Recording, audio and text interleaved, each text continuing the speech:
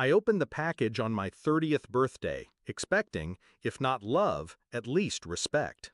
Inside was a crumpled, second-hand dress, tag dangling with $15 scrawled in fading ink. A text followed seconds later. "Sorry, but we spent your money on your sister's trip. She is a priority for us." Priority. That word burned more than the dress ever could. I typed one word back: fine, and that was the last time they mistook my silence for weakness. It wasn't the first time. As a child, I learned early where I stood. My sister was the golden one, the darling. She got piano lessons, private tutors, birthday parties with guests spilling out the door. I got excuses. "We'll make it up to you. Next year will be different." Next year never came. By the time I was old enough to earn my own money, they'd already learned the rhythm. My labor for her luxury. My savings drained for her tuition. My weekends gone to cover her mistakes. And still, I stayed. Because family is supposed to mean something. Until that dress.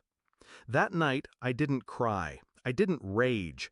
I sat at my kitchen table with the dress spread out like evidence. 30 years. 30 years of bending, of breaking, of settling for scraps. And they had the audacity to mail me trash wrapped in paper and call it love?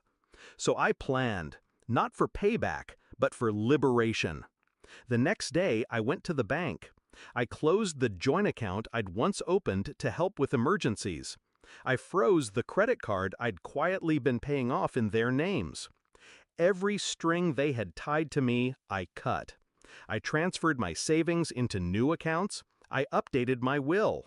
And most importantly, I changed the beneficiary of the investment portfolio they had always assumed would be theirs. All of it redirected, away from them. Then I waited. It didn't take long. The first call came from my mother, cheerful at first, then urgent. "We need you to help pay for your sister's medical bills. She had an accident." The second came from my father. "The house repairs are piling up. You've always been the responsible one." When I didn't answer, the calls multiplied. 33, 50, 80. Their numbers lit up my phone until the screen felt hot. But I stayed silent. Weeks later, I finally picked up. Their voices spilled over each other, pleading, desperate. My sister had overspent. Debts were due. They had counted on me, as always, to clean up the mess. "You're our daughter," my mother said, her voice breaking. "We need you." I let the silence stretch. Then I spoke, low and measured. "No, you don't need me. You need my money, and you don't have it anymore."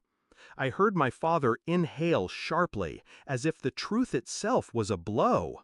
I continued, "On my birthday, you sent me trash. You told me, in your own words, that I wasn't the priority. So I believed you. I finally believed you." My sister tried to interrupt, her voice dripping with entitlement. "You can't just cut us off." I cut her off instead. I can. I did. And the best part? You did it to yourself. You proved to me that I was nothing to you. So now, to me, you're nothing. The line went silent. For the first time in 30 years, they had nothing to say. I didn't shout. I didn't slam the phone. I just pressed end call and let the quiet wash over me. That was the moment I felt free. Do I regret it? No. They gambled my love for her comfort, my dignity for her happiness, and they lost.